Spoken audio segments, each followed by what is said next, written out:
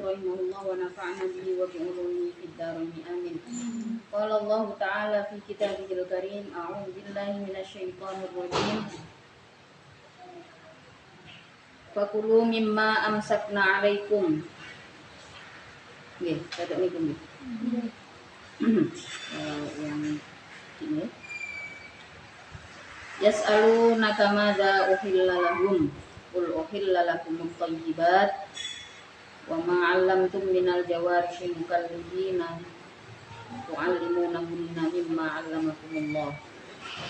Fakulu maka makanlah engkau mimma dari daging dari hewan amsakna yang menjaga apa jawarih pada ma alaikum atas dirimu. Jadi kalau hewan itu dilatih memang untuk menjadi terlatih untuk menjadi pemburu, maka ketika dapat hasil buronannya itu tidak dimakan. Ini binatang yang terlatih, anjing atau burung yang terlatih untuk berburu. Maka yang seperti ini yang boleh. Wa in qatalna sekalipun membunuh apa jawarih di alam yakulna dengan tidak memakan apa jawarih minggu dari ma. Bi khilafi ghairil muallamati berbeda dengan selain hewan yang berbeda dengan hewan yang tidak terlatih, berbeda dengan hewan yang tidak terlatih, fala yahillu maka tidak halal apa sayyiduha hasil buruannya ghairul muallamah. Wa alamatuha adapun tandanya muallamah yang terlatih ya, binatang yang terlatih itu antas tarsila untuknya mengejar apa muallamah ida ursilat ketika diminta apa muallamah.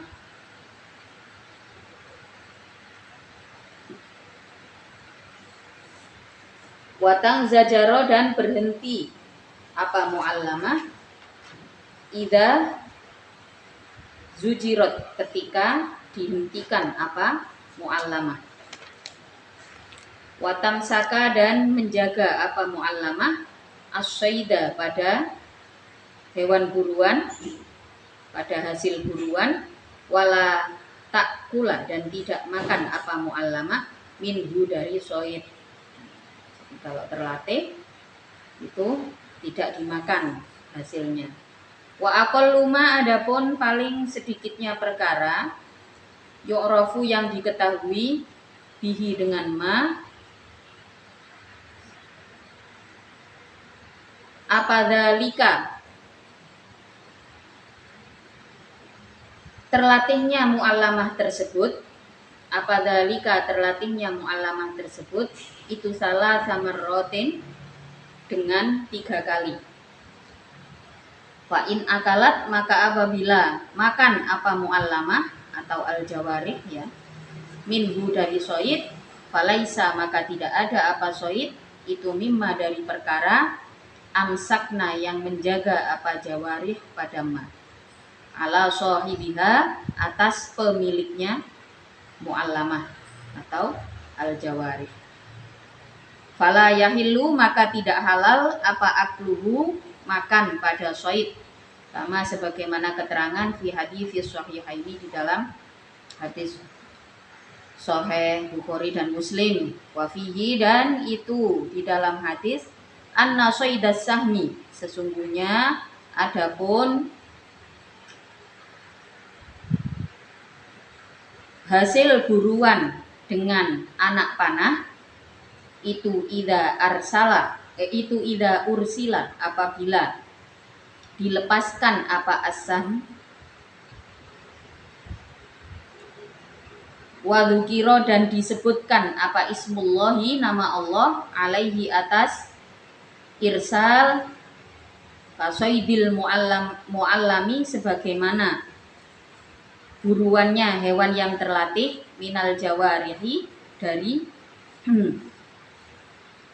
binatang buruan atau binatang pemburu. Nah, minal jawarihi, dari binatang pemburu. Artinya apa? Ketika seseorang berburu ya, syarat utamanya supaya hasil buruannya itu bisa dikonsumsi menjadi halal, ketika melepaskan anak panah atau senapan itu langsung mengucapkan basmalah, menyebut nama Allah, karena tidak tahu apakah nanti langsung mati ya, atau seperti apa. Yang penting di saat melepaskan itu langsung mengucapkan basmalah.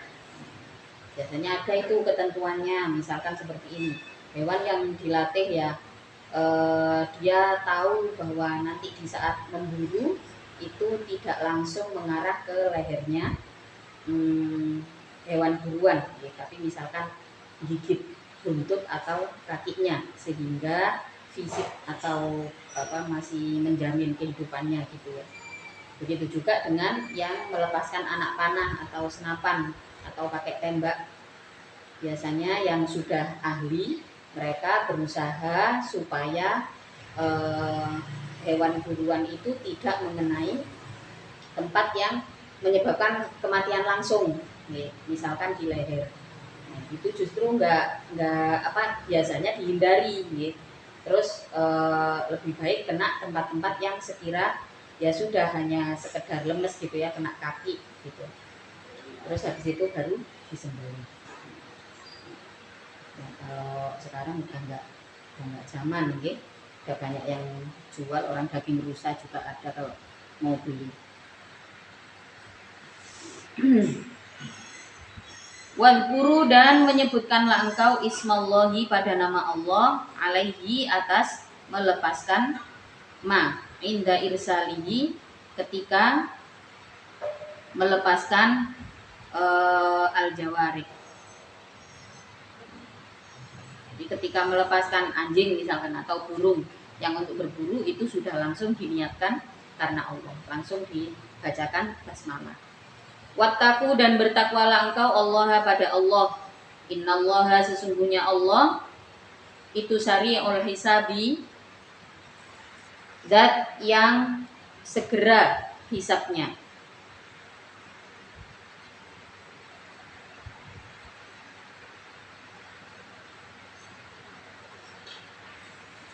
Wattaqullah innallaha sari'ul hisab.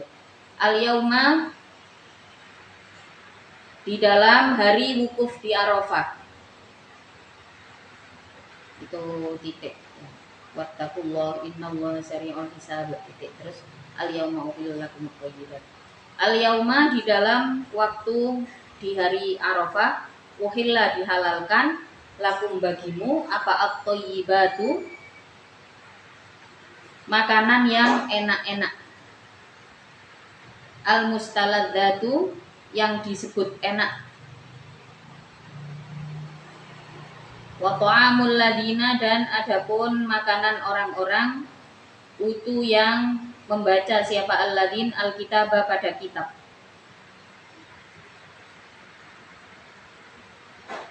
Yang dimaksud alladina utul kitab adalah perempuan merdeka. Ai dzabaihal Yahudi, artinya wa ta'amul ladina utul kitab nih, makanan-makanan yang dihalalkan bagi perempuan merdeka. Yang dimaksud di sini apa? Ai dzabaihul Yahudi, yaitu hewan sembelihan orang-orang Yahudi, wan nasoro, dan orang-orang Nasrani. Wa ta'amul ladina utul kitab, itu hillun, halal. Halalun artinya halal, lakum, bagimu. Ta'amukum, jadi kalau di zaman jahiliyah itu ada perbedaan antara budak ya, dengan dengan perempuan merdeka ya, antara amat dengan perempuan merdeka. Jadi kalau amat itu ada beberapa makanan yang nggak boleh, secara sosial mereka tidak boleh menikmati itu. Nah, ketika Islam datang, hilanglah itu aturan-aturan sosial yang mengotaki rezeki seperti itu ya. Jadi kan itu kan kasta nih, kasta yang dibuat oleh manusia. Dihapuskan semua itu ketika Islam masuk. Nah, salah satu contoh di dalam Al-Quran ya ada banyak nih contohnya. Nah, salah satunya adalah ayat ini menunjukkan bahwa pada saat itu makanan perempuan merdeka dengan makanan amat itu beda. Setelah Islam masuk, pokoknya beriman, apa yang dihalalkan ya halal, apa yang diharamkan haram, entah itu merdeka, entah itu amat. Kalau dihalalkan ya berarti semuanya halal, boleh menikmati. Jadi ada kemungkinan pada masa itu ya mungkin kalau dilihat datanya bisa nih, tapi dari ayat ini mungkin kita bisa melihat kenapa kok sampai ayatnya disebutkan al-yauma uhilla lakumut thayyibat wa ta'amul ladzina utul kitaba hillun. Nah, jadi yang dimaksud alladzina utul kitab di sini adalah termasuk perempuan merdeka.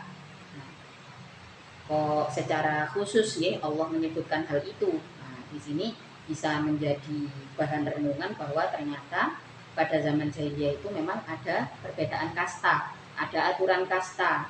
Kalau budak, kalau hamba sahaya mungkin nggak boleh makan yang biasa dimakan oleh orang merdeka. Nah, seperti itu.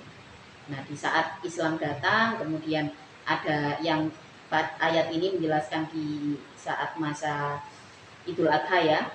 Al-yauma uhilla lakumut thayyibat. Al-yauma yang dimaksud di sini adalah hari Arafah. Nah, di situ hasil sembelihan dibagikan secara merata kepada seluruh umat Islam. Bahkan dibagikan juga kepada yang tidak beriman, ya, yang tidak ikut beriman. Wa ta'amul ladzina utul kitaba halal lakum wa ta'amukum, adapun makananmu iyahum bagi alladzin itu hilun, halal lahum bagi alladzin, makanan mereka halal bagi kita, makanan kita halal juga bagi mereka. Wal muhsanatu, adapun perempuan yang dijaga, minal mukminati, dari perempuan-perempuan beriman, wal muhsanatu, dan perempuan yang merdeka, al harairu artinya merdeka, minal ladina, yaitu dari orang-orang utu yang membaca, siapa alladzin alkitabah, pada kitab, min qablikum, dari sebelum dirimu, hilun yang halal, lakum bagimu, apa antangkihu untuknya menikah engkau, guna pada al-muhsanat, guna pada al-muhsanat.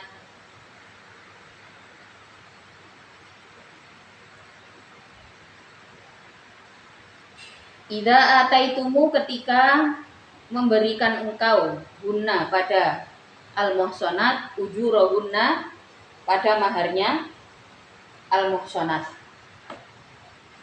Muhurahunna artinya mahar-maharnya al-muhsanat. Muhsinina, dalam keadaan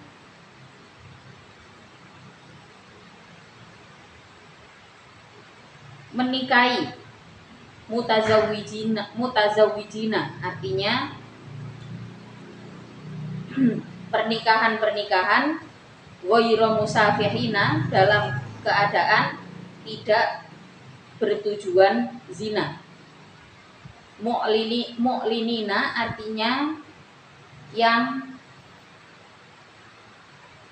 diperlihatkan, bizina dengan zina, bihinna dengan al-muhsanat.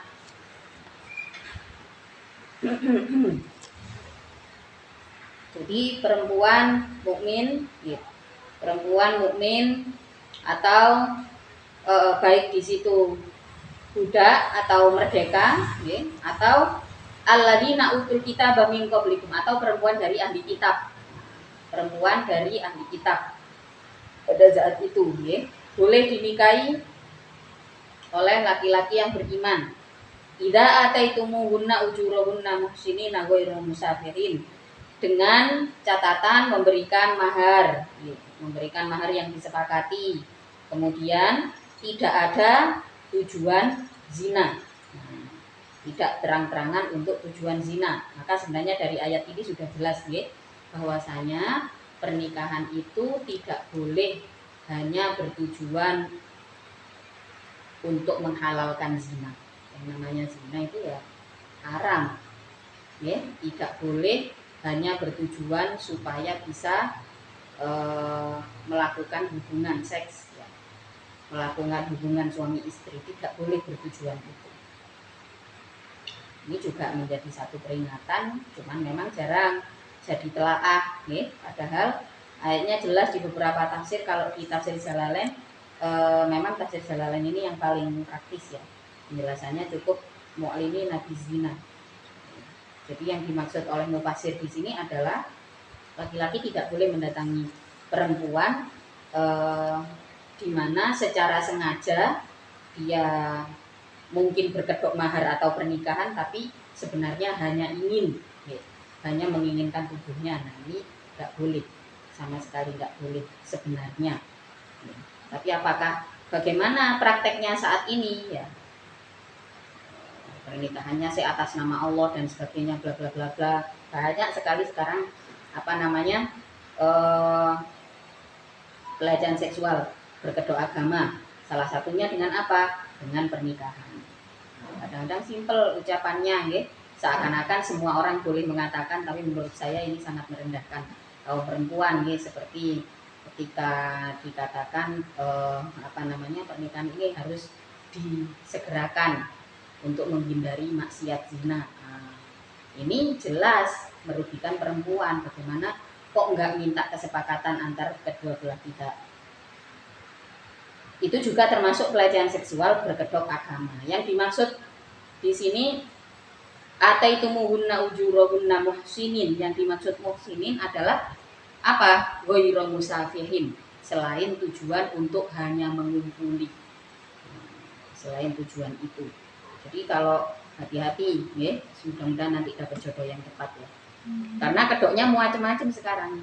Dan banyak ya yang tidak siap bertanggung jawab tapi kuku kepingin menikah. Nah ini banyak alasannya wis gak kuat ngempet dan sebagainya. Nah, padahal di dalam Al-Quran sudah jelas-jelas dikatakan seperti ini.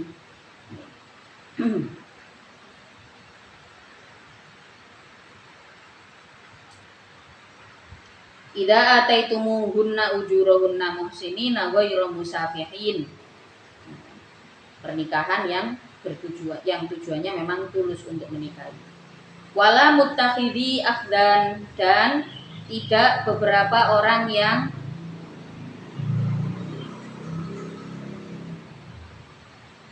menjadikan orang dekat atau apa ya, kalau makna Jawanya itu menjadikan keluarga. Jadi mendekati perempuan, mungkin bahasa kita adik-adikan itu mungkin ya. Nah seperti itu. Jadi HTS, hubungan tanpa status, itu sudah nggak boleh. Dan ini ada di dalam Al-Quran, wala muttakhidhi akhdan.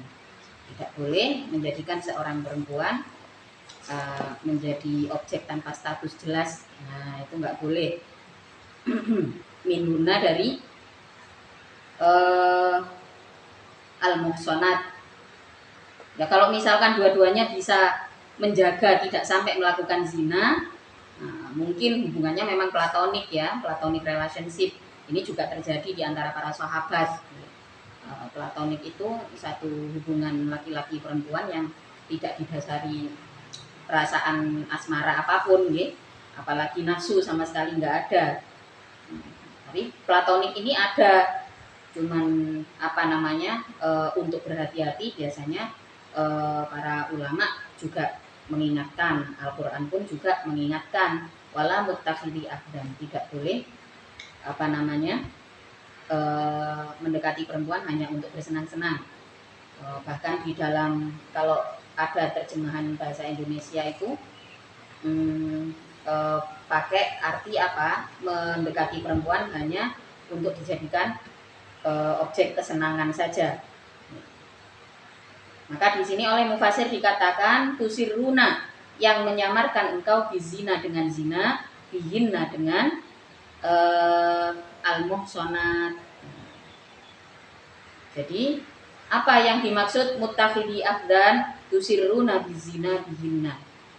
Zaman sekarang ada istilah FWB, friend with benefit. Nah, di dalam Al-Quran sudah diperingatkan, para ulama terdahulu juga sudah membaca gelagat ini mungkin akan terjadi di masa depan. Maka ini tafsirnya cukup jelas ya. Jadi yang dimaksud mutakhidi afdan itu adalah pendekatan antara laki-laki dan perempuan yang hanya bertujuan hubungan tapi tanpa status yang jelas. Itu enggak boleh. Waman dan adapun siapa saja itu yakfuru kufur siapa man bil imani dengan iman,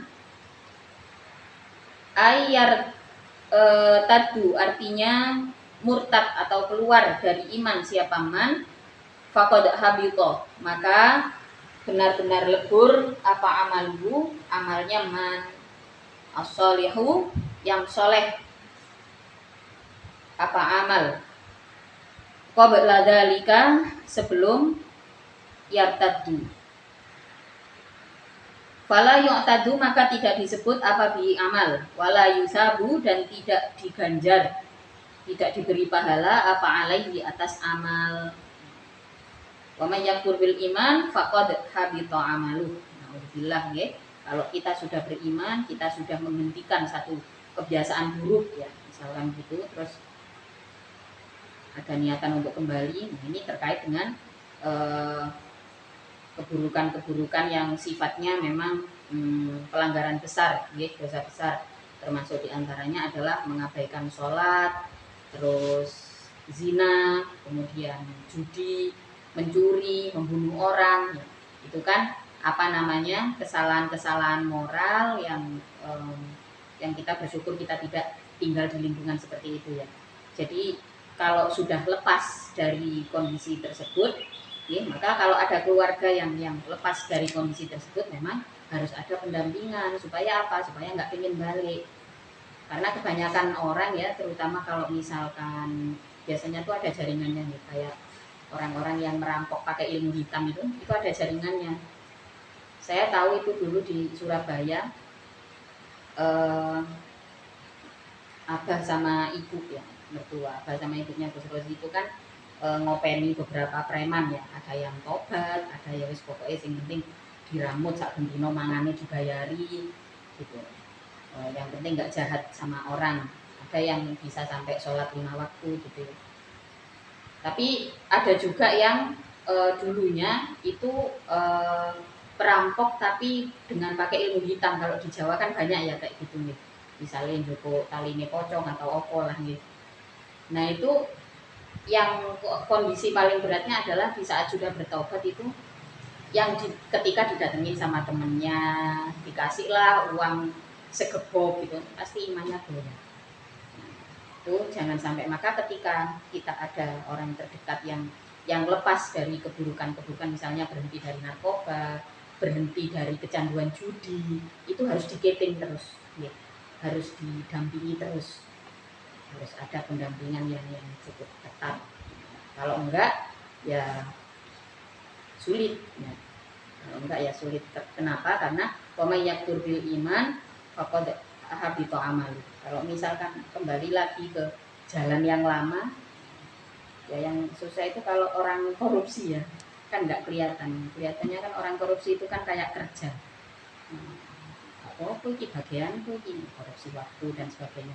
Yang paling susah itu justru keluar atau lepas dari keadaan korupsi nih. Karena kita tinggal di lingkungan yang seperti itu, dengan pemerintahan yang seperti itu. Orang kita itu jarang sadar kalau sedang korupsi. Ini kondisi yang paling sulit ya. Dan kita diselamatkan lah ya. Wa may yakfur bil iman faqad habita amalu. Wa huwa adapun man fil akhirati, di dalam akhirat, itu minal khosirina, dari orang-orang yang berdosa. Idza mata, ketika mati siapa man alaihi, atas murtad. Nauzubillah. Ya ayyuhalladzina, wahai orang-orang amanu yang beriman, siapa alladzin, idza kumtum, ketika mendirikan engkau, ai aradtum, artinya ketika menghendaki engkau, al-qiyamah, pada melakukan, ila sholati, menuju sholat, wa antum, dalam keadaan adapun engkau itu muhtituna, orang yang berhadas, fausilu, maka membasuhlah engkau wujuhakum, pada wajahmu, wujuhakum, pada wajahmu, wa aidiakum, dan tangan-tanganmu, ilal marofiki, beserta beberapa siku-siku, beserta kedua siku-sikunya. Ai ma'aha, artinya beserta marofik. Kama, sebagaimana perkara, bayanat, yang menjelaskan hu pada ma, apa as-sanatu, dalil atau hadis. Wamsahu, dan membasuhlah engkau, mengusaplah engkau, biru usikum, dengan kepalamu. Jadi kalau wajah fagsilu, kalau fagsilu, kalau membasuh itu ya membasuh, bukan hanya diusap kayak ditelesi gini terus boten, tapi ada air yang dicakup terus basuh. Kalau famsahu itu diusap, pakai air diusap. Wamsahu biru usikum.